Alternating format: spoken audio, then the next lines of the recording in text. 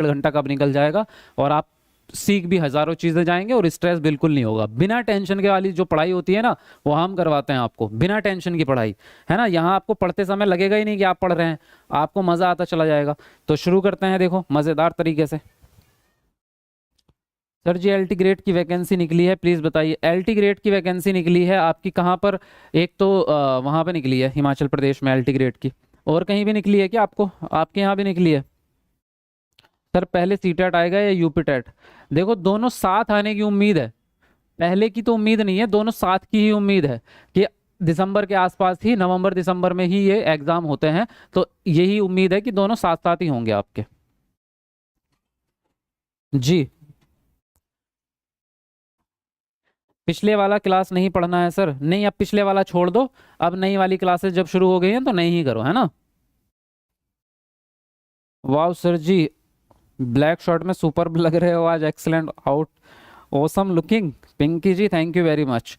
हाँ अब आप ये जो नई सीरीज स्टार्ट हुई है ये वाली क्लास करनी स्टार्ट कर दो, और पिछली प्रीवियस पेपर की क्लासेस आप देख सकते हो, जो प्रीवियस पेपर की प्लेलिस्ट है वहां से प्रीवियस पेपर देख सकते हो। बाकी प्रीवियस पेपर दोबारा भी कराऊंगा मैं भी कुछ दिन के बाद, है ना। नंबर भी नोट कर लो, जो भी मैंने आपको बताया है कि यहाँ पे वैसे पट्टी चल रही होगी नीचे, आपके नंबर नोट करने की जरूरत नहीं है, यहाँ से ले लो आप। नीचे एक रेड कलर की पट्टी चल रही होगी, उस पर नंबर लिखे हुए हैं, कॉन्टैक्ट नंबर। तो गारंटी बैच लेने के लिए उस नंबर पे कॉल करके आप सुबह ही गारंटी बैच अपना ले सकते हैं 10 बजे के बाद, ठीक है। और अगर नहीं दिख रहा है नंबर तो यहाँ मैं लिख भी देता हूँ 8532855503। तो जिन लोगों को गारंटी बैच चाहिए होगा ऐप पे जाके तो डाउनलोड करना है, और अगर आपको डिस्काउंट में चाहिए, क्योंकि ऐप पे थोड़ी ज़्यादा फीस दिखेगी, अगर आपको डिस्काउंट में चाहिए तो नंबर पे कॉल कर लेना, आपको डिस्काउंट दे दूंगा मैं। अब हमारा पहला प्रश्न आज का क्या है, देखो कितना ज़बरदस्त प्रश्न है, और ये ऐसा प्रश्न है जो हर साल आ रहा है, हर साल। अभी वाले सीटेट की बात कर रहा हूं, पुराने समय पे नहीं आता था। 2021 से लेके लगातार आ रहा है, 2021 में भी आया है ये पेपर में, 22 में भी आया है, 23 में भी आया है, और 24 में भी आया है। चारों साल ये एग्जाम में ये वाला क्वेश्चन आ रहा है आपका। तो कितना इंपॉर्टेंट क्वेश्चन होगा अब आप समझ सकते हैं, तो ये बिल्कुल ध्यान से आप समझेंगे। वाइगोत्स्की के अनुसार संज्ञानात्मक विकास को सुगम बनाने में शिक्षक की क्या भूमिका होती है? पहला ऑप्शन है छात्र को जानकारी और ज्ञान प्रदान करना, दूसरा है आलंबन के माध्यम से छात्र के सीखने का मार्गदर्शन और समर्थन करना, तीसरा ऑप्शन है छात्र को पूरी तरह से स्वतंत्र रूप से सीखने की अनुमति देना, और डी है आपका केवल उन्हीं कार्यों को देना जो विद्यार्थी वर्तमान में स्वतंत्र रूप से कर सकते हैं। तो पहले आप कमेंट करके आंसर बताएंगे, उसके बाद मैं एक्सप्लेन करूंगा। जल्दी जल्दी कमेंट कर दो अपना अपना, फटाफट से लिख दो अपना अपना आंसर।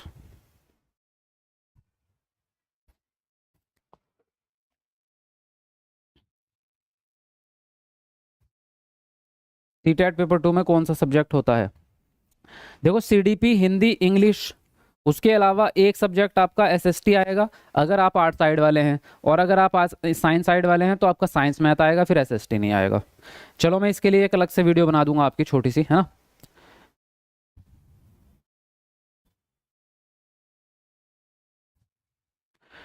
हाँ देखो इसने क्या बोला है, वाइगोत्स्की के अनुसार संज्ञानात्मक विकास को सुगम बनाना है अगर, तो छात्र को जानकारी और ज्ञान प्रदान नहीं करेंगे आप, क्योंकि वाइगोत्स्की के अलावा भी अगर ये प्रश्न होता ना तब भी पहला ऑप्शन तो आपका गलत ही होना था। वजह क्या है गलत होने की? ज्ञान कोई प्रदान करने की चीज नहीं है, ज्ञान कोई ऐसी चीज नहीं है जो यहां से उठा करके यहां को दे दिया जाए, ऐसी चीज नहीं है ज्ञान। ज्ञान के लिए बच्चा सक्रिय होकर के खुद उस काम में लगता है तब सीखता है। फॉर एग्जाम्पल आपको बच्चे को बाइक चलाना, सॉरी बाइसिकल मतलब साइकिल चलाना सिखाना है, तो क्या आपका बच्चा क्लास में आया, क्लास में बैठा है और आप उसको बोल रहे हैं देखो भाई साइकिल चलाने के लिए पहले हैंडल पकड़ो, उसकी गद्दी पे बैठो, और फिर वहां पे जो है नीचे जो है पैडल होते हैं उस पे पैर रखो, फिर उस पे पैडल को घुमाओ और उसको साइकिल को जो है बैलेंस करो, और फिर धीरे धीरे आप अपने पैडल की स्पीड बढ़ाते जाओ और चलती जाएगी, तो क्या बच्चा सीख जाएगा साइकिल चलाना आपका? कितनी ही थ्योरी समझा लो, यहाँ वीडियो भी दिखा लो, आप लिख के भी समझा दो, आपका बच्चा साइकिल चलाने नहीं सीख सकता। क्यों नहीं सीख सकता?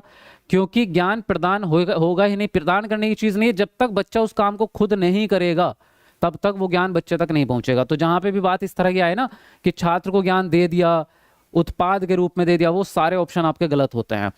आलंबन के माध्यम से छात्र के सीखने का मार्गदर्शन और समर्थन करना। आलंबन क्या है? आलंबन को हम पाड़ भी कहते हैं दूसरे शब्दों में, और इंग्लिश में इसको कहते हैं स्कैफोल्डिंग। क्या कहते हैं? स्कैफोल्डिंग कहते हैं। तो स्कैफोल्डिंग का मतलब है कि जितनी जरूरत है बच्चे को उतनी मदद करना, ये वाइगोत्स्की के सिद्धांत के अंदर ही आता है, सामाजिक सांस्कृतिक विकास का सिद्धांत है इनका वाइगोत्स्की का, उसके अंदर ही ये कॉन्सेप्ट आता है जिसका नाम है पाड़। पाड़ का मतलब होता है बच्चे की मदद करना, लेकिन आंशिक रूप से मदद करना, यानी थोड़ी थोड़ी मदद, पूरी तरह से मदद नहीं करते, थोड़ी थोड़ी मदद करते हैं, जितनी जरूरत है उतनी मदद करेंगे। जैसे जैसे बच्चा सीखता जाएगा उस चीज को कम करते चले जाएंगे, आप मदद को कम करते चले जाएंगे। तो ये वाला कॉन्सेप्ट वाइगोत्स्की के हिसाब से सबसे बेस्ट रहता है, चाहे आप जो भी चीज सिखा रहे हो उसको। फिर कह रहे हैं छात्र को पूरी तरह से स्वतंत्र छोड़ देंगे, नहीं छोड़ सकते, क्योंकि वाइगोत्स्की के हिसाब से बच्चा अकेले नहीं सीखता। इनके सिद्धांत का जो नाम है ना सामाजिक, सामाजिक का मतलब है समूह में काम करना या समाज के द्वारा सीखना या मिलजुल कर सीखना। तो इनके सिद्धांत के अनुसार बच्चा कभी भी अकेले नहीं सीखेगा, उसको साथ में कोई होना चाहिए, चाहे उसके साथ का स्टूडेंट ही हो, चाहे उसका टीचर हो, चाहे उसका भाई हो, चाहे उसकी माता पिता, कोई भी हो, लेकिन बच्चा साथ में सीखेगा, अकेले नहीं सीखेगा। तो जहां पे ऐसा लगे कि बच्चे को स्वतंत्र छोड़ रहे हैं आप, तो वहां आपका वाइगोत्स्की के हिसाब से गलत हो जाएगा। वैसे स्वतंत्र छोड़ना अच्छी बात होती है, प्रगतिशील शिक्षा के हिसाब से बच्चा स्वतंत्र रह सकता है, लेकिन केवल वाइगोत्स्की अकेले मनोवैज्ञानिक हैं पूरी सीडीपी में जो ये कहते हैं कि बच्चे को अकेले मत छोड़ो। जैसे माँ होती है कि बच्चे को अकेले मत छोड़ो, बाप छोड़ देता है, बाप तो उठा के पानी में फेंक देगा, चलता यार, है ना, लेकिन माँ ऐसा नहीं करती। तो माँ जो है वो ध्यान रखती है थोड़ा सा, वही ये वाइगोत्स्की है। तो सेकंड ऑप्शन आपका सही हो जाएगा। क्लियर बात समझ में आ गई यहाँ तक की? आगे बढ़े भाई, बताते रहना जहां तक कोई भी अगर ऐसा लगे कि कोई कॉन्सेप्ट समझ नहीं आया, कोई वर्ड समझ नहीं आया, तो तुरंत पूछ लेना। आलंबन क्या होता है? कांता सिंह, आलंबन को ही हम कह रहे हैं, इसका दूसरा नाम पाड़ है। आलंबन का मतलब होता है बच्चे की मदद करना, जहां बच्चे को मदद की जरूरत पड़ रही है उसको आलंबन कहते हैं। ठीक है, अब अगला प्रश्न है आपका, किशोरावस्था के बारे में निम्नलिखित में से कौन सा कथन सही नहीं है? जब भी आप प्रश्न को सॉल्व करें तो याद रखना, जहां भी जिस प्रश्न में नहीं आ जाए उसको तुरंत सर्कल कर देना। जब एग्जाम देने जाओगे ना तो वहां भी जो पेन तो हाथ में होगा ही, तो अपनी जो बुकलेट मिलेगी ना आपको, तुरंत उसको गोला लगा देना, क्योंकि बहुत सारे प्रश्न तो हमारे इसलिए गलत हो जाते हैं क्योंकि हम नहीं पढ़ पाते। ऐसा बहुत बार हुआ है, बहुत बच्चे ऐसा कहते हैं, आपके साथ भी कभी ना कभी हुआ होगा कि हमारे 5 से 7 क्वेश्चंस तो इसलिए गलत हो गए क्योंकि हमने नहीं पढ़ा। तो जब भी चाहे नहीं हो या कोई और इंपॉर्टेंट शब्द हो, उसको तुरंत सर्कल कर लो। अब कह रहे हैं कि किशोर अवस्था एक सामाजिक संरचना है। दूसरा ऑप्शन है, किशोर अवस्था को आमतौर पर यौवन को शुरू करने के लिए माना जाता है। यह एक ऐसी प्रक्रिया है जो यौन परिपक्वता और पुनरुत्पादन की क्षमता की ओर ले जाती है। और तीसरा है आपका, किशोर अवस्था बचपन और वयस्कता के बीच की विकासात्मक संक्रमण है जिसमें शारीरिक, संज्ञानात्मक और मनोसामाजिक परिवर्तन होते हैं। डी है आपका, विभिन्न संस्कृतियों के बच्चे एक समान तरीके से किशोरावस्था में प्रवेश करते हैं और इसे अनुभव करते हैं। तो बताइए यहाँ पर कौन सा ऑप्शन आपका सही होगा? लिखिए अपना आंसर जल्दी से। सर जी किसी दिन बिहार स्टेट का क्लास करवा दीजिए। बिहार के कौन से एग्जाम को कह रहे हो आप भाई? अभी देखो वीडियो लाइक नहीं किया सब लोगों ने। ये बात सच है आपकी गुरुजी, मैं बिल्कुल सच ही बताता हूँ आपको, क्योंकि मैं एक्सपीरियंस से बताता हूँ आपको। मैंने भी ये सारे काम करे हैं भाई, ये पढ़ाई वढ़ाई, एग्जाम देना, सब कुछ मैं भी तो वहीं से ही आया हूँ। लेकिन मुझे ये दिख रहा है अभी 200 लोगों ने वीडियो लाइक नहीं किया भाई। ये 200 लोग हमारा दिल दुखा रहे हैं, जल्दी जल्दी लाइक कर दो, देखो अच्छे बच्चों की तरह। अगर आप नए हैं तब भी लाइक कर दो, क्योंकि अब तो आप हमारी फैमिली का हिस्सा बन ही गए हैं। तो यहाँ पर जो है सबसे पहला काम आपका क्या है, कमेंट को कट करो और वीडियो को लाइक करो तुरंत। 500 लाइक हमारे हो जाएंगे तुरंत, अगर सबने लाइक कर दिया। तुरंत कर दो फटाफट से, चलो जल्दी से, ये बच्चे ईमानदारी से वीडियो को लाइक कर दो। मुझे मोटिवेट रखोगे तो मैं आपको मोटिवेट रखूंगा, और मेरा मोटिवेशन लाइक से आता है आपकी। देखो इसने बोला आपसे कि कौन सा कथन गलत है किशोरावस्था के बारे में। किशोरावस्था की उम्र सब पहले तो नोट कर लो क्या होती है, 12 साल से लेकर 18 साल तक, है ना? यही है, यस और नो? किशोर अवस्था सामाजिक संरचना है, यस। सारी ही अवस्थाएं सामाजिक संरचना ही होती है, चाहे वो किशोर अवस्था हो, चाहे वो बाल्य अवस्था हो, चाहे शेष अवस्था हो। ये हम लोगों ने बनाया है, यानी समाज ने ही बनाया है, ताकि हम उनकी स्टडी कर सकें। और उस बच्चे को उस कैटेगरी में जब हम रख देते हैं तो हमें उसके बारे में समझना आसान हो जाता है कि ये तो अभी बालक है। हम कहते नहीं, घर में नहीं कहते, जैसे उसने मान लो गिलास तोड़ दिया बच्चे ने और मम्मी चिल्लाने लगी, तो पापा क्या कहते हैं, अरे बच्चा है वो भी यार, क्यों चिल्ला रही हो, बालक है वो। मतलब अभी वो 12 साल से छोटा है। लेकिन जैसे ही आप 15 साल के हो जाते हैं तब गिलास तोड़ के दिखाओ, माता तो माता पिता भी ना आपकी मुंडी नीचे करके रहे, है ना, यही हालत होती है। तो जब आप एक कैटेगरी वाइज डिवाइड होते हैं ना, तो वो हमारा समाज ही बना रहा है। सेम उसी तरह से किशोर अवस्था, जैसे आप 15 साल के हो तो जिम्मेदारियां आनी स्टार्ट हो जाती है, घर के काम भी करोगे, गैस का सिलेंडर भी उठा के लाओगे, है ना, करते हैं ना सारा काम। तो चीजें ये समाज नहीं बनाई है, तो सारी अवस्थाएं सामाजिक रचना है। दूसरा कह रहा है किशोर अवस्था को आमतौर पर यौवन को शुरू करने, यौवन किसको कहते हैं, जवानी, यानी बड़े हो जाना, वयस्क हो जाना। तो आपकी जवानी शुरू होती है कहां से, किशोर अवस्था के बाद। तो किशोर अवस्था यौवन को शुरू कर रहा है, तो ये बात भी सत्य है आपकी, क्योंकि 18 साल के बाद आप बड़े हो जाएंगे, तो यौवन आपका स्टार्ट हो जाएगा किशोर अवस्था के बाद, ठीक है। उसके बाद कह रहे हैं किशोर अवस्था बचपन और विकास वयस्कता के बीच का रास्ता है, यानी बचपन हो गया आपका 12 साल से पहले और वयस्क होंगे आप 18 साल के बाद, है ना।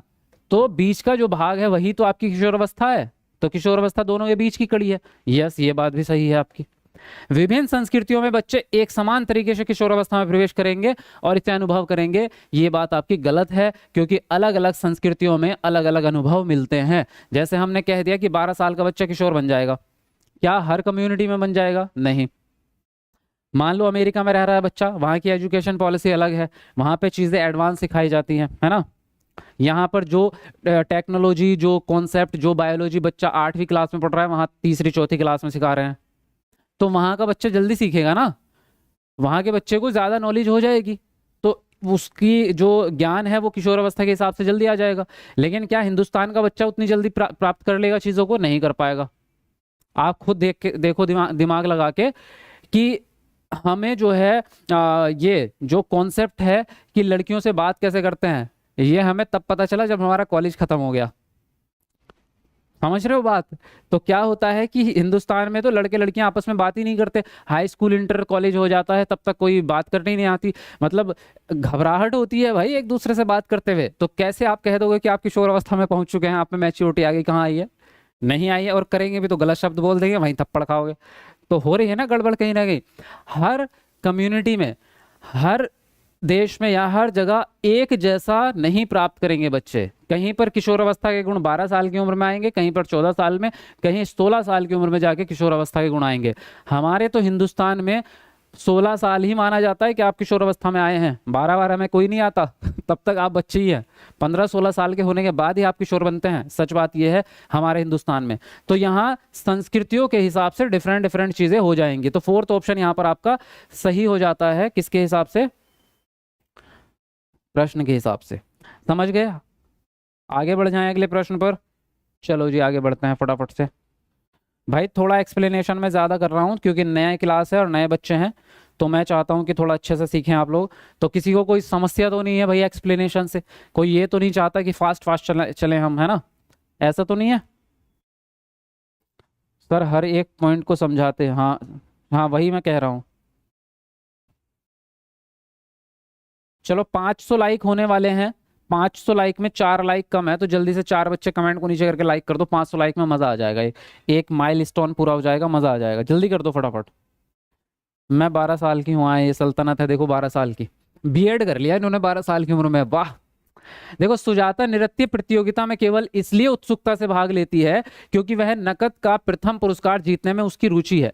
तो सुजाता किस प्रकार से अभिप्रेरित है भाई? आंतरिक रूप से अभिप्रेरित है, बाहरी रूप से प्रेरित है, महारत उन्मुख शिक्षार्थी है, या असफलता परिहार विद्यार्थी है? बताइए आप कौन सा ऑप्शन सही होगा, जल्दी बताइएगा कौन सा ऑप्शन सही होगा, कमेंट में अपना आंसर लिखेंगे।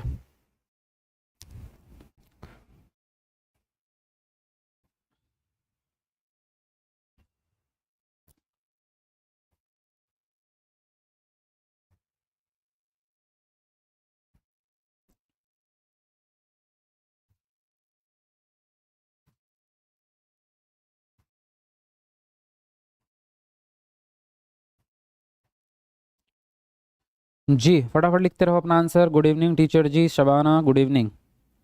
सर मैंने पीछे सिर्फ 15 दिन आपकी क्लास की थी, 6 नंबर से रह गई हूँ, अब की बार क्लियर करना है। 15 दिन में आपके 86 नंबर आ गए हैं, 84। तो अगर आप 1-2 महीना क्लास कर लेते तो आपके 100 प्लस चले जाते। बिल्कुल सही कहा, इस बार नहीं रुकेगा आपका सीटेट, इस बार तो 100% हो जाएगा पास। देखो इसने बोला सुजाता नृत्य प्रतियोगिता में केवल इसलिए उत्सुकता से भाग ले रही है क्योंकि उसको क्या चाहिए? पुरस्कार चाहिए। क्या चाहिए? पुरस्कार। उसका मन नहीं है उस काम को करने का, वो उस काम को इसलिए कर रही है क्योंकि उसको पैसे चाहिए। जैसे कि फॉर एग्जांपल एक फिल्म थी उनकी, टाइगर श्रॉफ के पिताजी है ना, जैकी श्रॉफ की फिल्म थी, बचपन में देखी थी मैंने। तो उनकी माता बीमार होती है, हॉस्पिटल में होती है, उनका जो है दिल विल चेंज होने वाला होता है, तो उनको चाहिए होते हैं पैसे। तो वो क्या करते हैं, वो जाते हैं रिंग में लड़ने के लिए, जहां पे बॉक्सिंग वगैरह होती है ना, फाइट क्लब होते हैं वहां पे, और उसको पिटने के लिए 2 लाख रुपए मिलते हैं, ऐसी कुछ मतलब कुछ अमाउंट मिलता है पैसा। तो वो आदमी उसके सामने जो खड़ा होता है वो होता है बॉडी बिल्डर, वैसा वाला जो डब्ल्यू में नहीं लड़ते वो इतने लंबे वाले और ऐसे। उस आदमी से वो ये कहता है कि अगर इसके सामने कोई 30 सेकंड टिक गया, इस आदमी के सामने जिंदा, मतलब चाहे तुम हार जाओ, बस 30 सेकंड आपको जिंदा रहना है, तो आपको 5 लाख रुपए इनाम मिलेगा। तो जैकी श्रॉफ वहां पे लड़ने के लिए जाता है। अब सोचो क्यों लड़ने जा रहा है, क्योंकि उसको पैसे चाहिए, वरना वो मर भी सकता है उस समय पे, क्योंकि वो सामने वाला आदमी इतना खतरनाक था, वो 10 सेकंड में हर आदमी को जान से मार देता था जो रिंग में आ गया। तो वो 30 सेकंड तक उससे लड़ता है और मारता नहीं है, सिर्फ पिटता पिटता है, और उसको अपनी जान बचा के रखनी होती है केवल, बस। तो उसको फिर इनाम मिलता है। तो वो इनाम किस लिए मिल रहा है, क्योंकि उसको जरूरत है उसकी। क्या उसका मन था कि वो लड़े, क्या उसको खुशी मिल रही थी लड़ने में, नहीं। ये बाह्य अभिप्रेरणा की वजह से होता है। किस वजह से, बाह्य प्रेरणा, यानी बाहरी दबाव है आपके ऊपर, आपको जरूरत है उस चीज की। तो यहां पर भी जो सुजाता है उसका अंदर से मन नहीं है काम को करने का, वो इनाम के लिए कर रही है, तो ये बाह्य अभिप्रेरणा हो जाएगी। अगर आप आंतरिक रूप से आपका मन होता तो आप आंतरिक रूप से आंतरिक अभिप्रेरणा वाले बच्चे हो जाते। महारत उन्मुख वो होते हैं जो अपने स्किल को बढ़ाने के लिए काम कर रहे हैं। तो क्या इसमें ऐसी कोई बात हुई, नहीं हुई। असफलता से बचने वाले विद्यार्थी, तो क्या वो इसलिए कर रही है कि मैं फेल ना हो जाऊं, ऐसा भी कुछ नहीं है। तो यहां पर आंसर कौन सा राइट हो जाएगा, सेकंड ऑप्शन हो जाएगा। समझ गए आप या नहीं समझे, क्लियर बात समझ में आ गई है। सर एग्जाम कब है और इसका फॉर्म कब आएगा। देखो एग्जाम होगा आपका दिसंबर में, फॉर्म आ जाएगा इसका सितंबर के लास्ट में, मान के चलो आ जाएगा फॉर्म।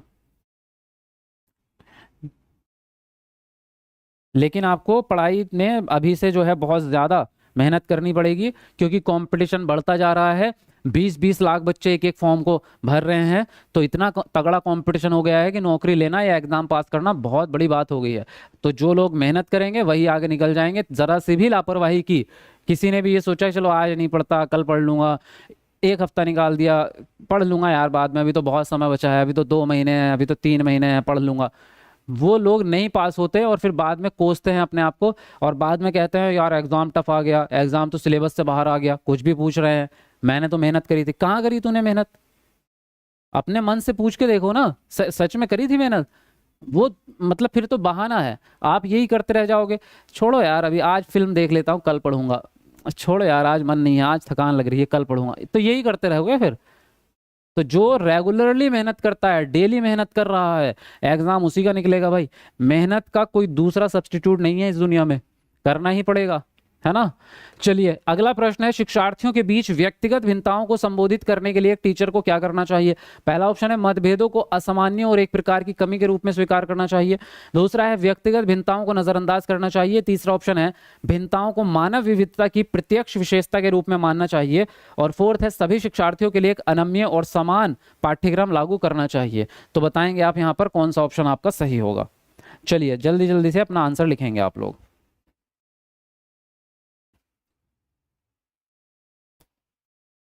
वीडियो लाइक करते रहो यार, वीडियो लाइक नहीं करोगे तो कैसे मजा आएगा क्लास में, मोटिवेशन कहाँ से आएगा। तो कमेंट को नीचे करके लाइक करते रहो जितने लोग भी हमारे साथ जुड़ रहे हैं। और नए बच्चे चैनल सब्सक्राइब कर लो भाई अगर एग्जाम पास करना है। इसी चैनल से आपकी नौकरी लगेगी ये मान के चलो, आप तो चैनल को सब्सक्राइब कर लो, बहुत बेहतरीन चैनल है, कभी कभी मिलते हैं।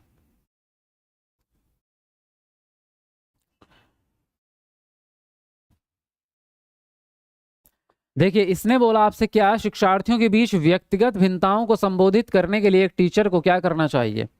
व्यक्तिगत भिन्नताएं क्या होती हैं पता है ना, इंडिविजुअल डिफरेंस इंग्लिश में इसको कहेंगे। आपके बच्चे जो हैं उनमें सब में अलग अलग विशेषताएं होती हैं, और बच्चे तो छोड़ो, इस दुनिया के हर व्यक्ति में अलग अलग विशेषताएं हैं। अगर सगे भाई बहन भी होते हैं, 2 भाई हैं जो बिल्कुल सगे हैं, उनमें भी थोड़ा बहुत अंतर होता है। हो सकता है एक की लंबाई ज्यादा हो, एक की लंबाई कम हो, या हो सकता है एक काला हो एक गोरा हो सकता है एक के बाल लंबे हो एक के छोटे हों। है ना, हो सकता है ना। तो यही तो आपके क्या है, यही तो डिफरेंसेस हैं, इसी को तो व्यक्तिगत विभिन्नता कहते हैं।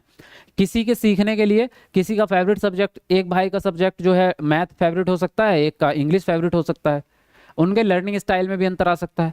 हो सकता है एक को लिख लिख के चीज़ें ज़्यादा समझ में आती हैं और एक को पढ़ के ज़्यादा समझ में आती हैं। सेम इसी तरह से आपकी क्लास में जो बच्चे हैं उनके साथ भी यही होगा। उन बच्चों में भी उनका लर्निंग स्टाइल अलग अलग हो सकता है, उनकी IQ लेवल अलग अलग हो सकता है, उनके सीखने का तरीका अलग अलग हो सकता है। तो इसलिए आपको व्यक्तिगत विभिन्नता को क्या करना पड़ेगा, एक्सेप्ट करना पड़ेगा और सभी बच्चों को ध्यान में रख के क्लास करनी पड़ेगी। अब क्या मतभेदों को असामान्य मानेंगे और एक प्रकार की कमी मानेंगे आप? तो क्या मतभेद होना कोई कमी हो गई? नहीं, ये तो नेचुरल है भाई, ऊपर वाले ने सबको अलग अलग बनाया है ना, तो इसमें कोई कमी थोड़ी है, ये नेचुरल है, बिल्कुल आम है। व्यक्तिगत विभिन्नता को क्या आप नजरअंदाज करेंगे?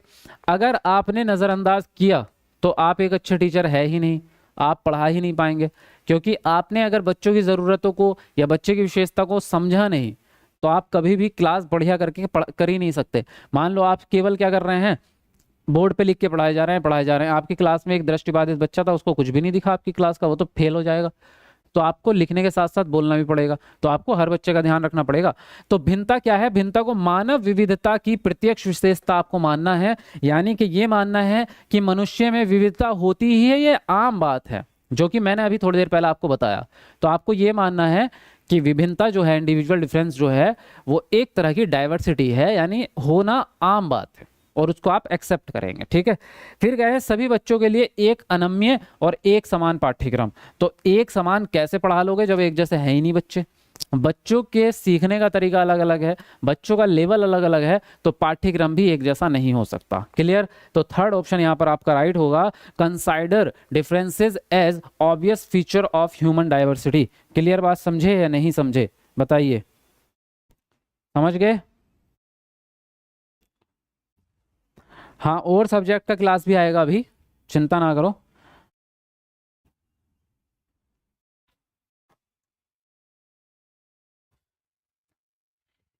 हाँ जी, प्लीज़, मैंने समझ में नहीं आता था। अच्छा, पहले समझ में नहीं आता था, कह रहे हैं कि पहले मुझे समझ में नहीं आता था, गारंटी बैच में ली हूँ तब से अच्छे से समझ में आता है। मुझे लगता है मेरा फर्स्ट अटैम्प्ट में सीटेट निकल जाएगा इंशाल्लाह। दानिश था, बहुत बढ़िया, वेरी गुड, निकल जाएगा। हाँ, 100% गारंटी बैच में। तो मतलब आपको ठप्पा मार के दे रहे हैं कि गारंटी बैच में जिस बच्चे ने एडमिशन ले लिया वो तो पास है, उसकी तो कोई बिल्कुल डाउट ही नहीं बचा फिर।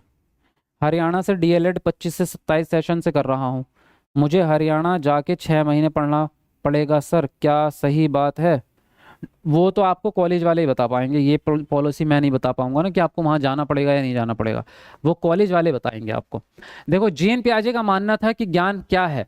पहला ऑप्शन है पर्यावरण से निष्क्रिय रूप से पारित होने के बजाय बच्चे द्वारा निर्मित किया जाता है। दूसरा ऑप्शन है अंतः क्रियाओं के माध्यम से प्राप्त करने के बजाय जन्मजात और दिया हुआ होता है। तीसरा ऑप्शन है अधिक जानकार अन्य लोगों के साथ बातचीत से सहनिर्मित होता है। फोर्थ है एक दृश्य व्यवहार परिवर्तन है जिसे विश्वसनीयता के साथ मापा जा सकता है। क्या लगता है कौन सा ऑप्शन सही होना चाहिए? लिखेंगे कमेंट करके, जल्दी कमेंट में अपना अपना आंसर लिखेंगे।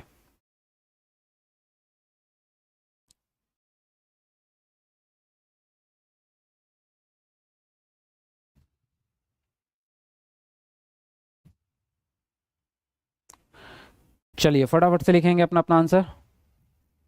चलो, 600 लाइक हमारे होने वाले हैं भाई आज कंप्लीट। 1000 का टारगेट रखा है, लेकिन 600 लाइक में भी 5 लाइक कम है। तो जल्दी से ये 5 बच्चे लाइक करके आओ, कमेंट को नीचे करके 5 बच्चे लाइक करो जिसने नहीं किया, जल्दी से कर दो फटाफट, मजा आ जाएगा। इस बार निकालना है ना सीटेट भाई?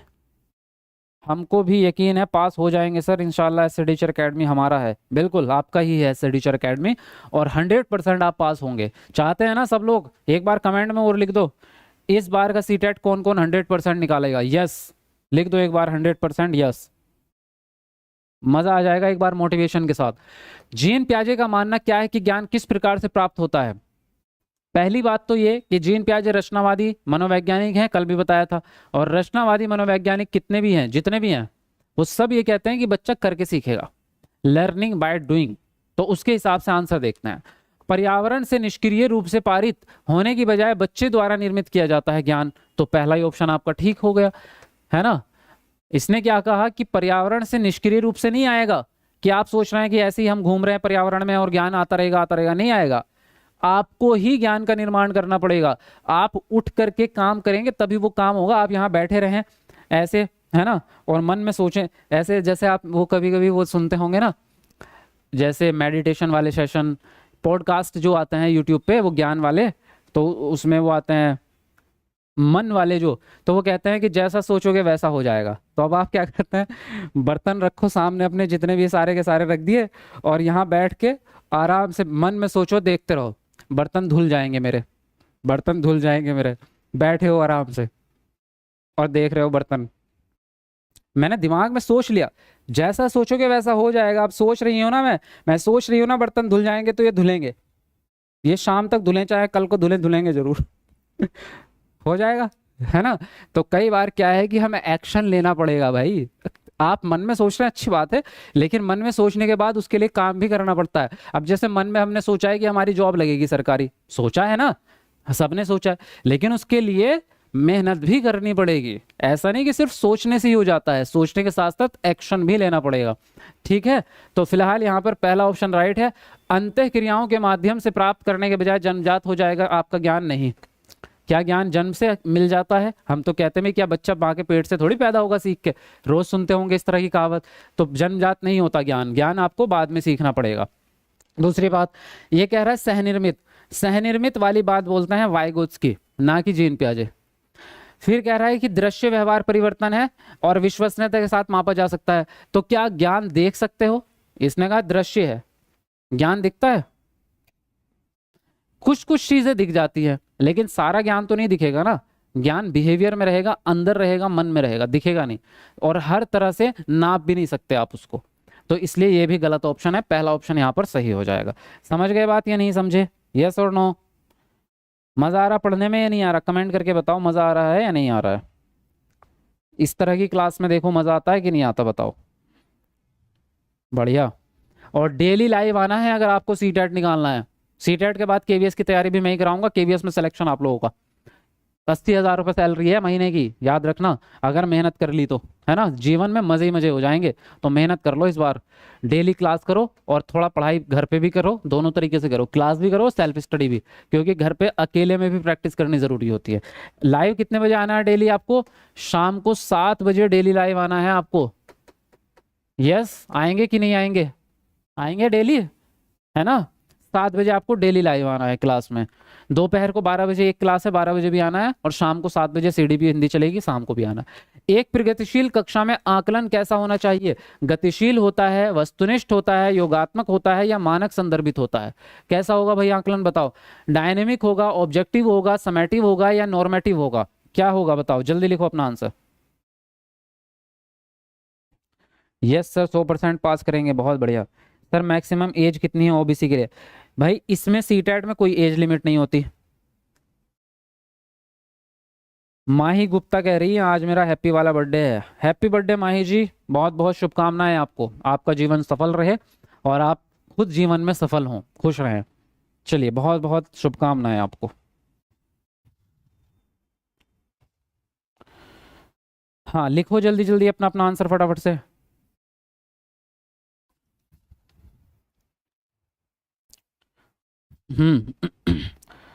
सर आप हम लोगों के लिए कितना मेहनत करते हैं यूट्यूब पर भी और गारंटी बैच में भी। हाँ कोई बात नहीं, मेहनत करेंगे तभी तो फल मिलेगा, है ना। अब मैं मेहनत नहीं करूंगा तो आपको पढ़ाएगा कौन? एक प्रगतिशील कक्षा में आकलन कैसा होना चाहिए? देखो प्रगतिशील कक्षा में क्या होता है कि बच्चा भी एक्टिव और बाल केंद्रित होती है सारी चीजें, तो आकलन भी कैसा होना चाहिए? आकलन भी लचीला होना चाहिए आपका, है ना, लचीला होना चाहिए, जिसमें बच्चे की जरूरत के हिसाब से बदलाव हो सके। दूसरी चीज, निरंतर चलने वाला होना चाहिए, जो पूरे साल भर आकलन चलता रहे, ताकि हमें फीडबैक मिलता रहे कि बच्चा कितना सीख रहा है। तो उसको हम लचीले को क्या कह सकते हैं? लचीले को हम कह सकते हैं गतिशील। गतिशील मतलब निरंतर चलने वाला। तो आकलन ऐसा हो जो डेली बेस पे चलता रहे, ऐसा नहीं कि साल में एक बार परीक्षा ले रहे हैं, बीच में देखा ही नहीं झांक के कि बच्चा क्या सीख रहा है क्या नहीं सीख रहा, तो वो साल के अंत वाला बेकार है। क्योंकि उसमें बाद में अगर आपको पता भी चला कि बच्चे ने 10 चीजें नहीं सीखी, तो अब सिखाने का मौका ही नहीं बचा, तो साल खत्म हो गया। तो इसलिए बीच बीच में आकलन करना पड़ेगा, ताकि आपको ये पता चलता रहे कि बच्चे ने क्या चीज नहीं सीखी, तो उसको आप तुरंत सिखा सकते हैं अगले दिन। ठीक है, तो आपका कैसा होना चाहिए आकलन? गतिशील। वस्तुनिष्ठ क्यों नहीं होना चाहिए?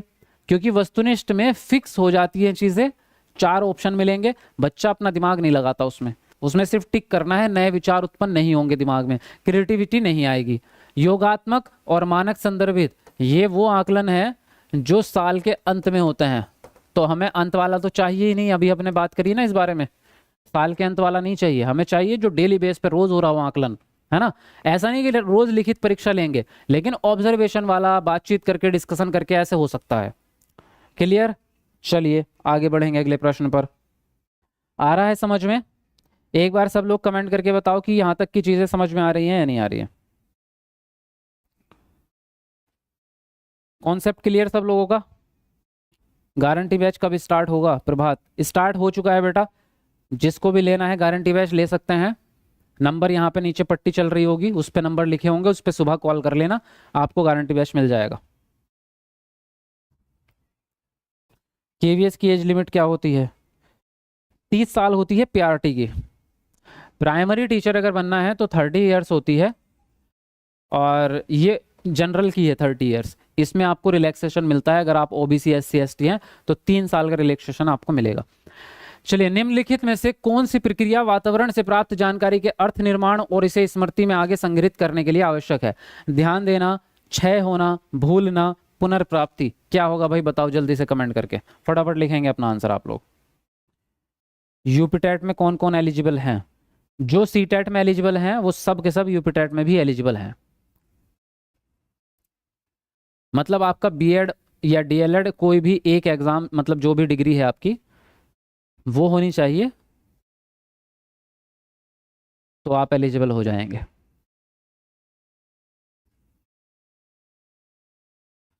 आपकी क्लास की फीस हाई है। अरे फीस इसलिए हाई है उसकी क्योंकि उसमें आपको 100% गारंटी देते हैं, ठप्पा मार के, मोहर मार के, कि आपका सीटेट निकलेगा ही निकलेगा। और दूसरी पॉलिसी उसमें ये होती है कि अगर सीटेट आपका पास नहीं हुआ तो आपको पैसे रिटर्न कर दिए जाएंगे, इसलिए थोड़ी सी फीस ज़्यादा रखी जाती है। अगर हम एवरेज फीस रख देंगे या बहुत कम रख देंगे तो हमारा जो बजट है ना वो खिल जाएगा, मैं सैलरी भी नहीं दे पाऊंगा अपने टीचर्स को। समझा करो बात को, हमारा लाखों करोड़ों रुपए का खर्च हो जाता है एक साल के अंदर अंदर, 6 महीने में एक सीटेट में। बिजली का बिल भी 50-60 हज़ार रुपये आ जाता है, बिजली का बिल। इतने सारे स्टूडियोज़ हैं, इतने सारे जो है लैब्स बने हुए हैं आप लोगों के लिए, और दिल्ली जैसे शहर में कितनी महंगाई है आप सबको पता है, बताने की ज़रूरत है क्या आपको? तो समझा करो थोड़ा सा। और अगर आप थोड़े से 2-4 हज़ार रुपये खर्च कर भी दोगे अपने जीवन के लिए, जिसमें आपको गारंटी दे रहा है सामने वाला आदमी कि आप सफल होंगे ही होंगे, आपका एग्ज़ाम पास होगा ही होगा, तो क्या ये रिस्की बात है? ये तो अच्छी बात है। आप नॉर्मल बैच लो और फेल हो जाओ, फिर दोबारा फेल हो जाओ, फिर तीसरी बार भी फेल हो जाओ, 4-4 बार बच्चे फेल हो रहे हैं नॉर्मल बैच ले लेके इनके, देख लो आप रिजल्ट उठा के। हमारी क्लास में कितने बच्चे होंगे बता दो खुद ही, कितने बच्चे हैं जो बार बार फेल हो गए, 4-4 5-5 बार दूसरी जगह पढ़ पढ़ के, वो अब फेल होने के बाद आए हैं यहाँ। तो 4-4 बार फेल होना है आपको, या फिर 2-4 हज़ार रुपये खर्च करके बैच गारंटी से पास करना है? तो डिसाइड आप कर लो। अगर आप 2 बार फेल हो जाते हैं ना तो आपके 50-60 हज़ार रुपये खर्च हो चुके होते हैं, क्योंकि 6 महीने तक एक तो बेरोजगार रहोगे, और दूसरी बात फॉर्म भरना, पेपर देने जाना, पेपर देने जाने आके भी ना उसी दिन 1-1.5 हज़ार रुपये खर्च हो जाते हैं जब पेपर देने जाते हैं। समझ में आ रही है बात? और अगर वैकेंसी हाथ से निकल गई तो फिर तो जिंदगी बेकार है फिर तो इतने सारी चीज़ें ध्यान में रख के बात सोचा करो। 1-2 हज़ार रुपये के अंतर के चक्कर में आप लोग रिस्क ले रहे हो कि हमें तो वहाँ कम में बैच मिल जाएगा, वहाँ मिल जाएगा, ये सब चीज़ें सोच रहे हो। 2-4 हज़ार रुपये में ज़्यादा सोचो मत, दिमाग मत लगाओ। अपनी पूरे जीवन काल में बीएड करके आ रहे हो, 20-25 लाख रुपए खर्च कर दिए होंगे अब तक पढ़ाई में। बीएड ही 3-4 लाख रुपए में होता है, अगर सरकारी से भी करा होगा तब भी 50-60 हज़ार रुपये, 1 लाख तो लग ही गया होगा। उसके बाद आप अब आके 2-4 हज़ार रुपये में ये सोच रहे हो कि करूँ ना करूँ। अरे 20 साल की जो पढ़ाई करी है अपने जीवन काल की, उसको बर्बाद कर दोगे? इतना भी दिमाग नहीं लगाते हो कि सामने वाला आदमी आपको क्या चीज प्रोवाइड करा रहा है। अब इसने क्या कहा, कौन सी प्रक्रिया वातावरण से प्राप्त जानकारी के अर्थ निर्माण में और उसको स्मृति में, यानी स्मृति किसको कहते हैं? मेमोरी, दिमाग में जो आपके मेमोरी वाला पार्ट है उसमें आपको संग्रहित करना है। तो कौन सी चीज चाहिए? सबसे पहले, सबसे पहला काम चाहिए आपको अटेंशन, यानी ध्यान देना। अगर आप किसी चीज को ध्यान से पढ़ेंगे नहीं या ध्यान से सुनेंगे नहीं तो सेव होना तो बात की बात है, आपको समझ ही नहीं आएगी। होता है ऐसा, जब आप किसी की बात को ध्यान से सुनते हैं, अटेंशन देते हैं, या जैसे मैं पढ़ा रहा हूं क्लास में, तो यहां आप अटेंशन देंगे तो पहले तो अर्थ निर्माण होगा, यानी अटेंशन देने से पहले तो वो चीज़ समझ में आएगी, फिर समझ में आने के बाद आपकी स्मृति में वो सेव होगी। लेकिन अगर आपने अटेंशन दी ही नहीं तो ना तो वो समझ में आएगी और ना ही आपकी मेमोरी में सेव होगी, तो दोनों चीज़ों में रिस्क हो जाएगा। तो इसलिए सबसे पहला कौन सी प्रक्रिया चाहिए आपको? ध्यान देना, यानी कि अटेंशन चाहिए आपको। बाकी नीचे के तो वैसे भी तीनों के तीनों निगेटिव है। अगर आप ध्यान से देखोगे, 6 होना मतलब आपका जो नॉलेज है उसका गिरना, नॉलेज को कम करना, उसको 6 होना कहते हैं। भूलना आप सबको पता है। पुनर्प्राप्ति वो होती है जो पहले से याद कर चुके हैं उसको दोहराना, तो दोहराने वाली बात नहीं कर रहे, यहाँ पर नए ज्ञान की प्राप्त कर रहे हैं। तो पहला ऑप्शन यहाँ पर आपका सही हो जाएगा। समझ में आ गया आपको ये आंसर? जी, आगे बढ़े अगले प्रश्न पर। क्लियर है यहाँ तक की चीजें आपको? गारंटी बैच में क्लास कब से स्टार्ट हो रहा है सर जी? गारंटी बैच में 1-2 दिन में क्लास स्टार्ट हो जाएगा आपका, कल से या परसों से। 1-2 क्लास हो सकता है कल भी हो, बाकी परसों से आपकी रेगुलर हो जाएगी क्लास। सर कितने बजे? यूट्यूब वाली क्लास तो 7 बजे स्टार्ट होती है ये वाली।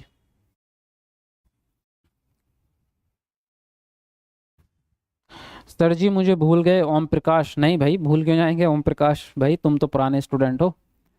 लेकिन अभी सब बच्चों ने लाइक नहीं करी भाई, जल्दी जल्दी 1,000 लाइक करवा दो यार। इतनी मेहनत से आपको पढ़ा रहा हूँ, इतना मोटिवेशन भी दे रहा हूँ, इतनी अंदर की जानकारी भी दे रहा हूँ, पूरी आपको पूरी जर्नी सिखाता हूँ। मैं पढ़ाता नहीं हूँ सिर्फ, पढ़ाने के साथ साथ आपको गाइडेंस भी देता हूँ पूरी ज़िंदगी के, कि आपको क्या करना है, कब कैसे क्या करना है, कैसे चलना है अपने फ्यूचर को लेकर के, करियर को कैसे ले। तो इतनी मेहनत मैं आप लोगों के लिए करता हूँ। 1 लाइक तो करेंगे आप, जल्दी से करो फटाफट से, कमेंट को नीचे करो और लाइक कर दो। आपका नाम क्या है? मेरा नाम शादाब आलम है। लिखूं? लो, किसी किसी को सुन के समझ भी नहीं आता वैसे। तो मेरा नाम है शादाब आलम, याद रखना। यूट्यूब पे कभी भी सर्च कर सकते हैं, जब याद आपको वीडियो देखनी हो, सीटेट बाई शादाब आलम लिख के सर्च करेंगे तो आ जाएगा। निम्नलिखित में से कौन सा एक ऐसे प्रश्न का उदाहरण है जिसमें छात्रों को जानकारी का विश्लेषण करने की आवश्यकता होती है? देखो, कल भी आया था विश्लेषण वाला प्रश्न, परसों समालोचनात्मक चिंतन वाला आया था। ये प्रश्न आपका हर एग्जाम में आता है, तो इसको सॉल्व करने की ट्रिक मैंने आपको कल बता दी थी। टू किल अ मॉकिंगबर्ड उपन्यास का कथानक क्या है? टू किल अ मॉकिंगबर्ड उपन्यास का विषय क्या है? या फिर कह रहे हैं टू किल अ मॉकिंगबर्ड में लेखक ने प्रतीकवाद को कैसे उपयोग किया है? और फोर्थ कह रहे हैं कि टू किल अ मॉकिंगबर्ड का नायक कौन है? तो कौन सा लग रहा है आपको इनमें से सबसे बढ़िया विश्लेषण किसके साथ हो सकता है? जल्दी बताओ फटाफट अपना अपना आंसर।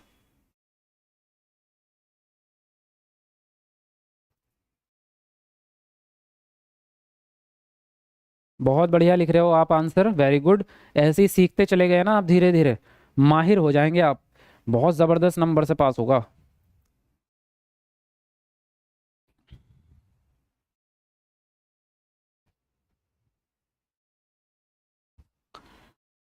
कितना फीस है सर बताइए ना, अम्मी से कहेंगे लेने के लिए गारंटी बैच। शेख, देखो यार, अभी मैं बीच में फीस वगैरह बताना नहीं चाहता, क्योंकि क्लास के बीच में नहीं बताना चाहता मैं। जैसे क्लास फिनिश होगी ना लास्ट में, तब पूरा डिस्कशन करके आपको लास्ट में पूरा बता दूंगा, है ना, कैसे मिलेगा बैच, कितनी फीस है, सब चीज़ें। अभी थोड़ा सा वेट कर लो, थोड़ी देर, तो एंड में सब चीज़ें बता दूंगा। बीच में अभी पढ़ाई चल रही है तो अभी पढ़ाई करो, है ना, तो बैच वाली बात लास्ट में कर लेंगे, अभी बीच में रहने दो। कह रहे हैं कि ऐसा कौन सा प्रश्न है जिसमें जानकारी का विश्लेषण करेगा बच्चा, यानी बच्चे को दिमाग लगाना पड़ेगा, विश्लेषण करना पड़ेगा। इसका मैंने आपको सीधा सीधा ट्रिक बताया था, जिसका एक से ज्यादा उत्तर हो जाए वो कथन, या फिर ऐसा कथन जिसमें आपको अपने विचार ऐड करने पड़े, यानी सोचना पड़े। तो अब देख लेते हैं, क्या आपको उपन्यास का कथानक बताने के लिए सोचना पड़ेगा? नहीं। कथानक होता क्या है कि किस बिंदु पर आधारित है फिल्म।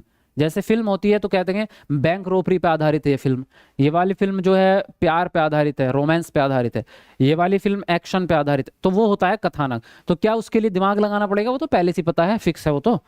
विषय क्या है, यानी कि आपकी फिल्म किस सब्जेक्ट क्या था आपकी फिल्म का, तो आप वो भी सब हो सकते हैं कि फैमिली में जो है उसकी माता जी को गुंडा किडनैप कर लेता है, फिर वो हीरो बचाने जाता है, वगैरह वगैरह।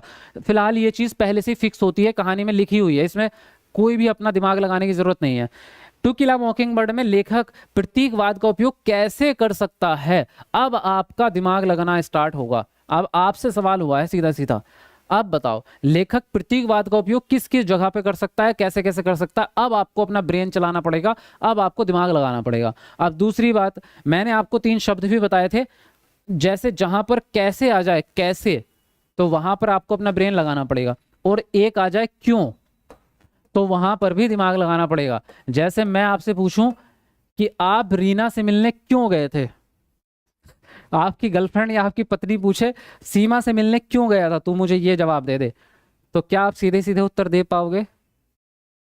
दिमाग लगाना पड़ेगा बेटे, अब तो चाल खेलनी पड़ेगी। नहीं दिमाग लगाया तो पिटोगे आप बहुत बुरी तरह, या फिर आपको जो है खाना नहीं मिलेगा आज, है ना। तो क्या करना पड़ेगा, काल्पनिक चिंतन करना पड़ेगा, तुरंत दिमाग लगाना, या क्या बताऊं इसको, कैसे बताऊं, क्या बताऊं। जहां पे कैसे और क्यों आ जाए वहां पे आपको दिमाग लगाना पड़ जाता है, और एक से ज्यादा उत्तर हो सकते हैं उसके, है ना, एक से ज्यादा उत्तर हो सकते हैं।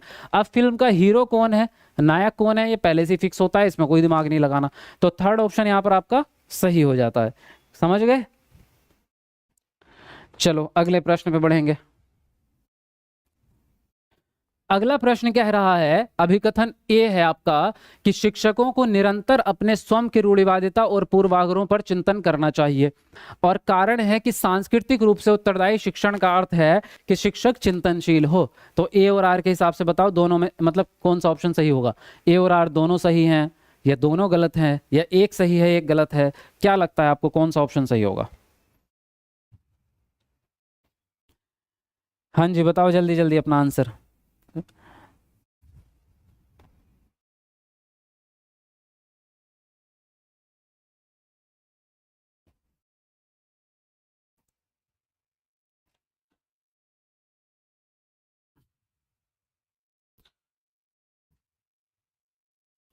जी फटाफट लिखो।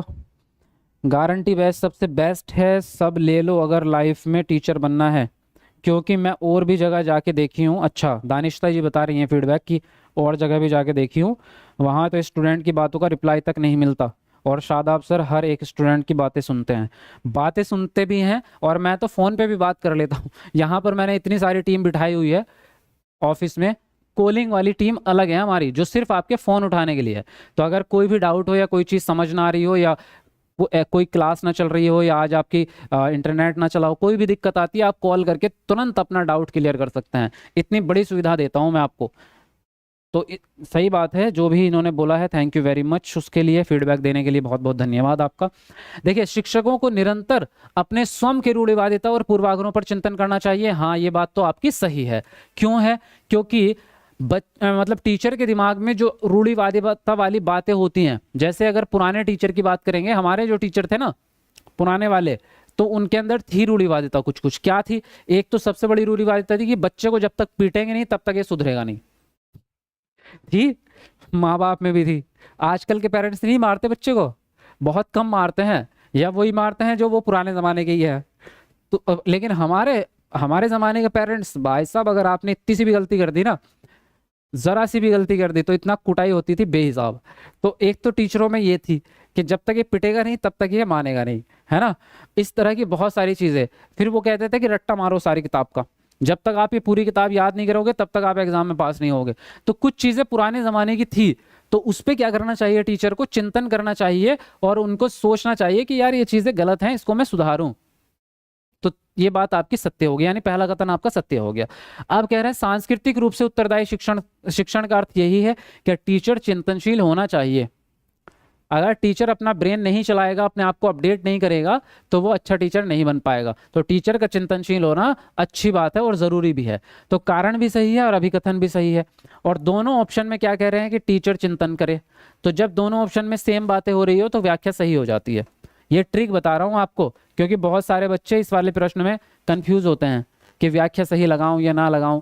जहां पर दोनों ही ऑप्शन में एक जैसी बात हो रही हो, यानी एक टॉपिक पर, वहां व्याख्या सही हो जाएगी। तो इसलिए पहला ऑप्शन यहां पर आपका सही हो जाता है। समझ गए आप? यस और नो? बहुत बढ़िया, मजा आ रहा है ना पढ़ने में? अब निकलेगा आपका एग्जाम, और टेंशन भी नहीं होगी, मजा भी आएगा। ये हुई ना बात, है ना। मजे मजे में पढ़ाई भी हो जाए, और मोटिवेशन के साथ पढ़ाई हो जाए, और टेंशन भी ना हो।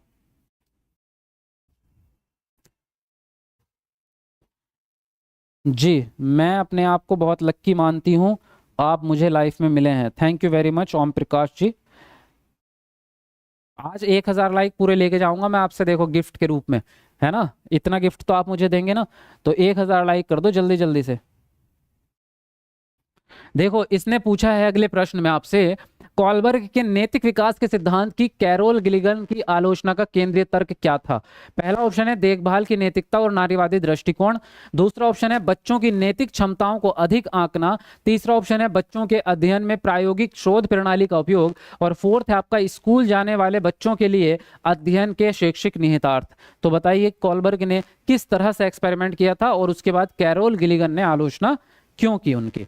जी बताइए जल्दी जल्दी अपना आंसर।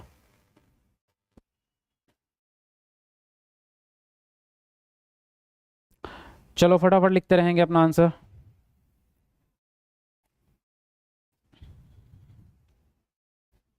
बहुत बढ़िया, काफी हद तक आंसर सही दे रहे हो आप लोग।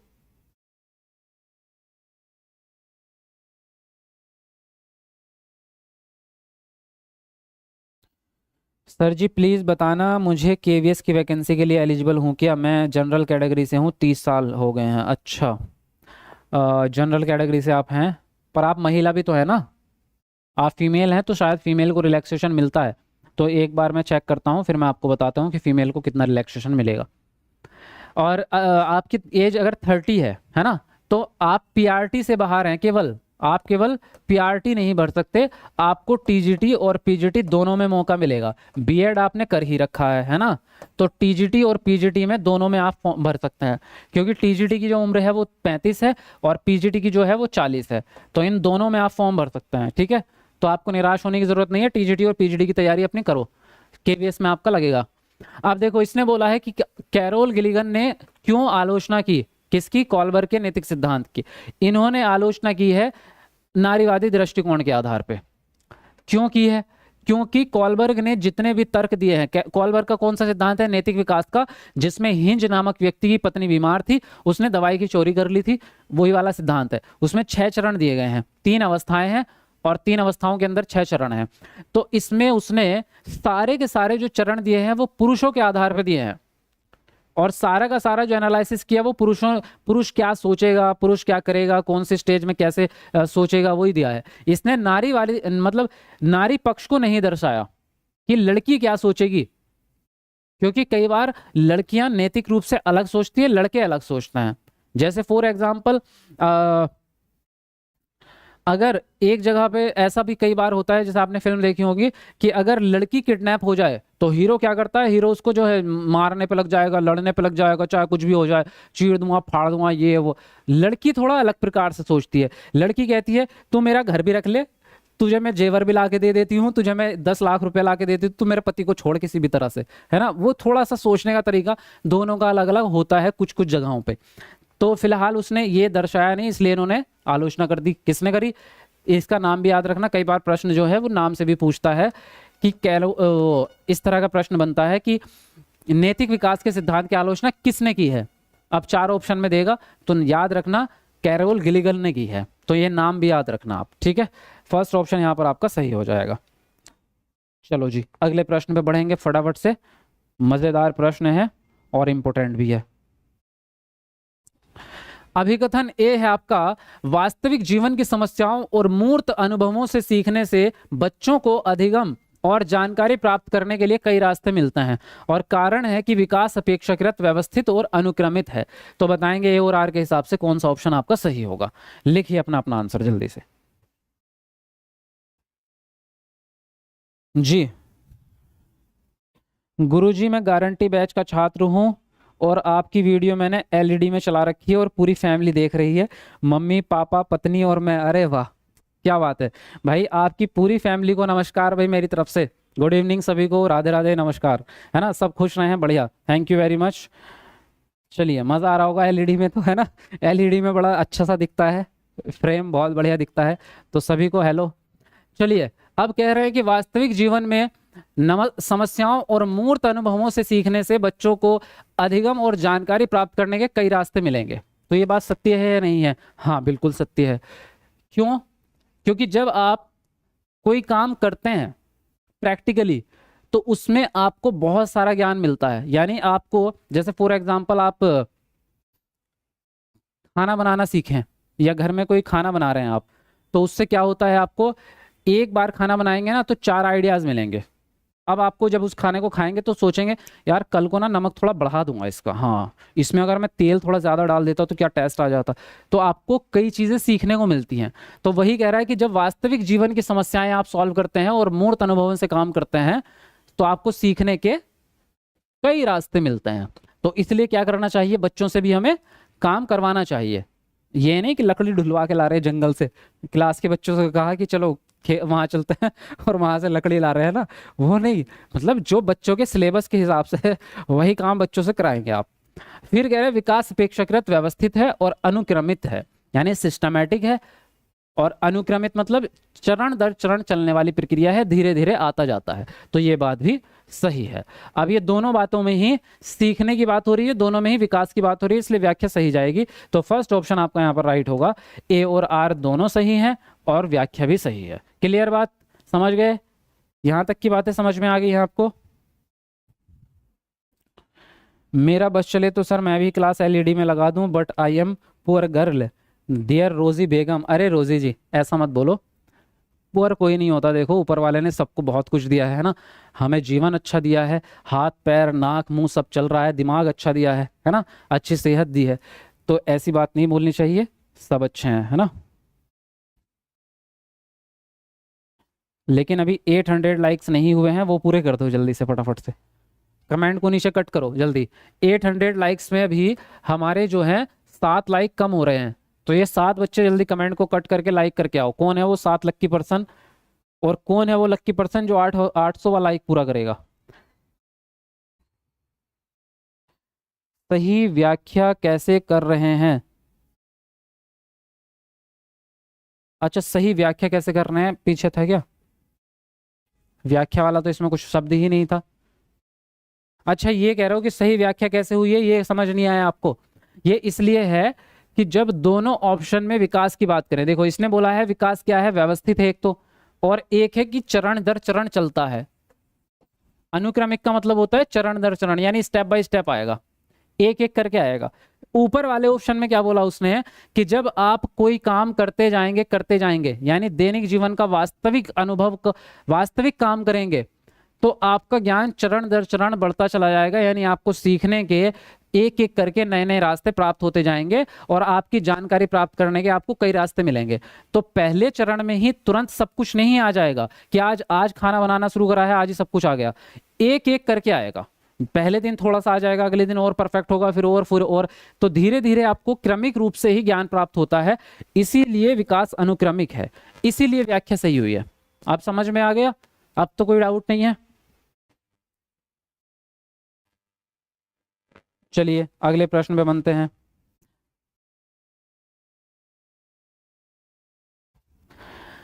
अगले प्रश्न में कह रहा है अपठन वैकल्य यानी डिसलेक्सिया एक खालिस्तान स्थिति है जो शिक्षार्थियों की खालिस्तान की क्षमता को प्रभावित करती है। अब खालिस्तान में क्या आएगा? भावनात्मक और चित्र बनाना।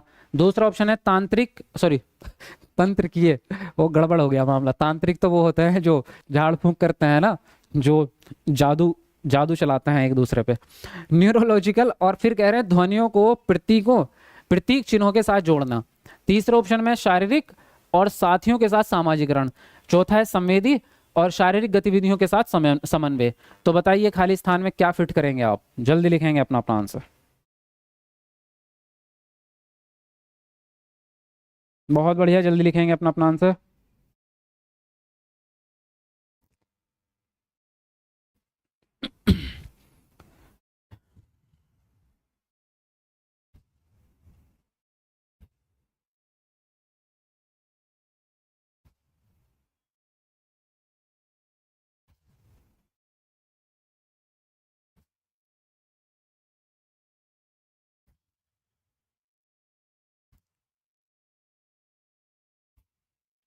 हाँ तो क्या बोला इसने, आपका जो डिसलेक्सिया है, डिसलेक्सिया क्या होता है? डिसलेक्सिया होता है जब, ये एक तरह की लर्निंग डिसेबिलिटी है, और लर्निंग डिसेबिलिटी में 7-8 प्रकार की डिसेबिलिटीज आती हैं। Dyslexia, dysmorphia, dysthymia, dyscalculia, dysgraphia, है ना। तो ये जो है आपकी जो डिसलेक्सिया है, इसमें बच्चे को पढ़ने में दिक्कत आती है। किस चीज़ में? पढ़ने में दिक्कत आती है। और ये किस प्रकार की कंडीशन है, यानी होती क्यों है ये दिमागी क्षति के कारण होती है, आपके ब्रेन में गड़बड़ हो जाती है, उससे होती है। तो क्या है ये न्यूरोलॉजिकल कंडीशन है। न्यूरोलॉजिकल ब्रेन से रिलेटेड चीज़ों को ही हम कहते हैं। तो न्यूरोलॉजिकल कंडीशन है। और पढ़ने का मतलब होता है ध्वनि को प्रतीक चिन्ह के साथ जोड़ना। जैसे कि यहाँ पर मैंने एक प्रतीक बनाया, भाई ये एक चिन्ह ही तो है, एक चिन्ह ही तो है ना। उसी प्रकार से मान लो मैं ये एक चिन्ह यहाँ पे बना दूं, तो इसका मतलब बता सकते हो मुझे? इसका मतलब बता सकते हो? नहीं। चलिए अभी मैं यहाँ पर जो है एक और चिन्ह बना रहा हूं, इसका मतलब बता सकते हो क्या? कहोगे सर ये तो चाइनीज भाषा है ना। लेकिन अगर आप इस प्रतीक को उसकी ध्वनि के साथ नहीं जोड़ सकते तो आप पढ़ाई नहीं कर सकते। लेकिन आपको इस प्रतीक की ध्वनि पता है, इस प्रतीक की ध्वनि पता है आपको, इस प्रतीक की ध्वनि पता है आपको, इसीलिए आप इसको पढ़ पाते हैं। तो पढ़ना असल में क्या है? पढ़ना असल में यही है कि हमें उन चिन्हों की ध्वनि पता है। तो यही तो गड़बड़ है उस बच्चे के साथ कि वो उस चिन्ह की ध्वनि नहीं पता लगा पा रहा, यही तो दिक्कत होती है उसके साथ। तो कुल मिला के सेकेंड ऑप्शन आपका राइट होगा। और डिसलेक्सिया वाले को भावना में कोई दिक्कत नहीं आती, उसके शरीर में कोई दिक्कत नहीं होती, उसकी संवेदनाओं में कोई दिक्कत नहीं होती, दिक्कत सिर्फ उसको पढ़ने में होती है। तो सेकंड ऑप्शन यहां पर आपका सही हो जाएगा। ठीक है ना।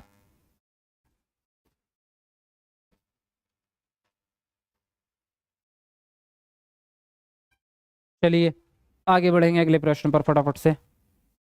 बेहतरीन। तो प्रश्न है आपका, एक माध्यमिक स्कूल शिक्षक छात्रों को संकल्पनाओं और वास्तविक दुनिया के अनुप्रयोगों के बीच संबंध बनाने में मदद करके सार्थक सीखने को सक्षम बनाना चाहता है। तो निम्नलिखित में से कौन सी गतिविधि एक उपयुक्त शैक्षणिक रणनीति होगी? पहला ऑप्शन है छात्रों को नियम और परिभाषाएं याद करने दें। दूसरा ऑप्शन है विद्यार्थियों से बहुविकल्पीय प्रश्नों वाली कार्य पत्रक पूरी करने को कहें। और तीसरा है आपका विद्यार्थियों को उद्दीपक प्रतिक्रिया अनुबंधन की विधि द्वारा सीखने को कहें। और डी है आपका छात्रों को छोटे समूहों में वर्तमान मुद्दे पर शोध करने दें और अपना निष्कर्ष कक्षा में प्रस्तुत करें।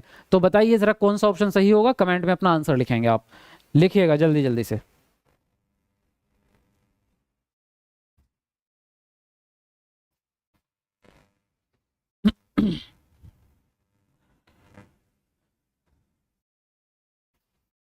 सर आप कोई बुक है क्या बताइए? नहीं बुक तो नहीं है हमारा, नोट्स मैं आपको प्रोवाइड कराता हूँ खुद से, हैंड रिटन नोट्स भी मिलते हैं और उसको टाइपिंग करके भी देते हैं।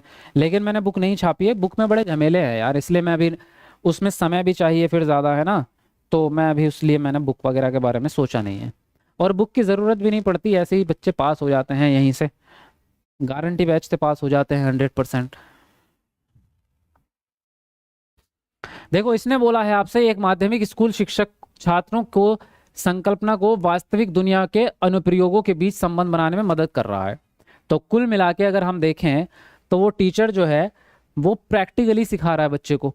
अनुप्रयोग मतलब काम करा जा रहा है, भाई बच्चा सक्रिय है, एक्सपेरिमेंट हो रहा है। तो देखेंगे जरा कौन सी गतिविधि है आपकी सही।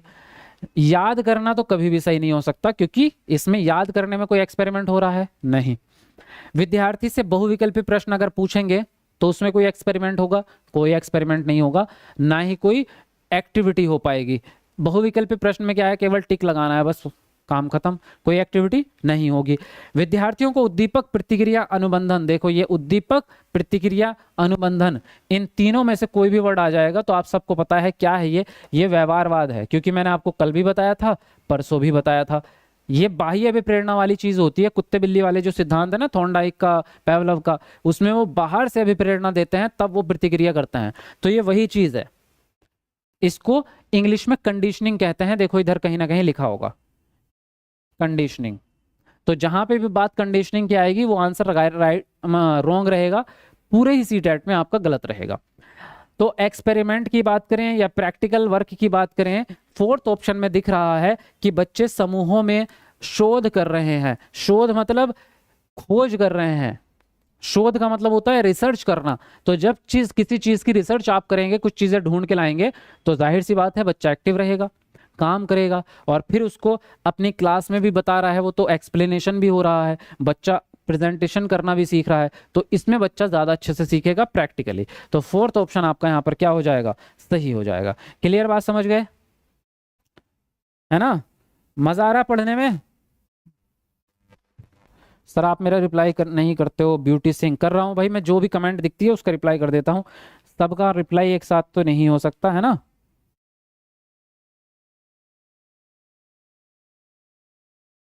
हाँ जी बहुत बढ़िया, मज़ा आ रहा है पढ़ने में। Very good. नोट्स कितने में मिलेगा सर जी? 500-600 रुपये का नोट्स मिलता है।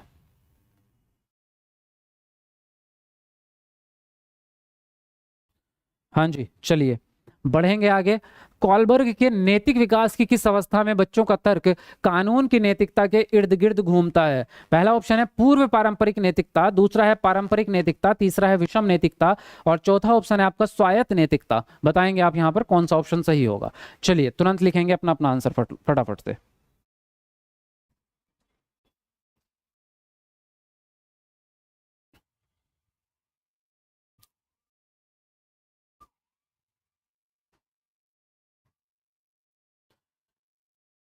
हाँ जी। और अब आपको डेली क्लास में आना है भाई। जितने भी नए बच्चे आज पहली बार क्लास में आए थे, कौन कौन है जो आज पहली बार क्लास में आए हैं, बताना जरा। लिखना न्यू, आई एम न्यू। कौन कौन नया है आज? जितने भी नए बच्चे हैं, पुराने वाले तो डेली आ ही रहे हैं, नए बच्चों को भी और पुराने बच्चों को सबको लाइव आना है अब रोज। कितने बजे? रोज 7 बजे, शाम को 7 बजे डेली आपको लाइव आना है अगर आपको सीटेट पास करना है, ठीक है। बेहतरीन तैयारी होगी, जो कि आपने क्लास में देख लिया कितनी मस्त क्लास है ना। सारी चीजें समझ भी आ रही है और टेंशन भी नहीं हो रही, बिना टेंशन के याद हो रही है सारी चीजें। तो ऐसे ही सीखना है आपको।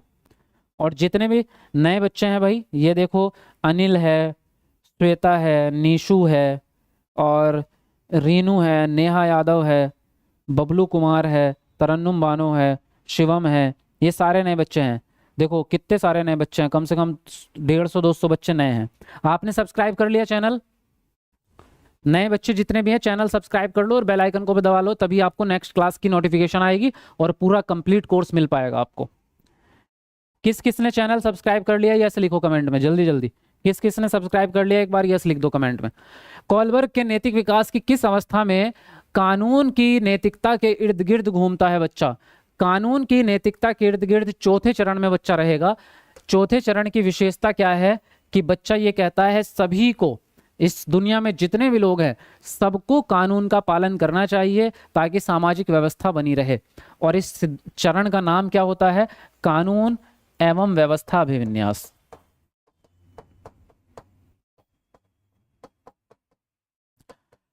अब ये कौन सी स्टेज के अंदर आएगा आपका? 3 स्टेज होती हैं, एक होती है पूर्व पारंपरिक, एक होती है पारंपरिक और एक होती है उत्तर पारंपरिक, लेकिन वो इसमें दी नहीं है।